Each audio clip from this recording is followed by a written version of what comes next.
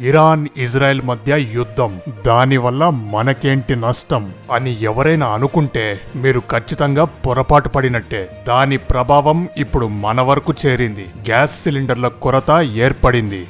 మన ఇంటి అవసరాల కోసం మనం ఒక గ్యాస్ సిలిండర్ ని బుక్ చేసుకుంటే 21 రోజులు అయిన తర్వాతే మళ్ళీ ఒక గ్యాస్ సిలిండర్ బుక్ చేసుకునే అవకాశం ఉండేది. ప్రస్తుతం ఈ గడువును 25 రోజులకి పొడిగించారు. అలాగే దీని ధరను కూడా 60 రూపాయలు పెంచారు. బెంగళూరు హోటల్స్ అసోసియేషన్ ఒక ప్రెస్ నోట్ రిలీజ్ చేసింది. బెంగళూరులోని హోటల్స్ అన్ని మూసేస్తున్నట్టుగా ప్రకటించింది. ఎందుకంటే ప్రభుత్వం కమర్షియల్ గ్యాస్ సిలిండర్స్ కంటే కూడా డొమెస్టిక్ గ్యాస్ సిలిండర్స్ కే ఎక్కువ ప్రాధాన్యత ఇస్తుంది.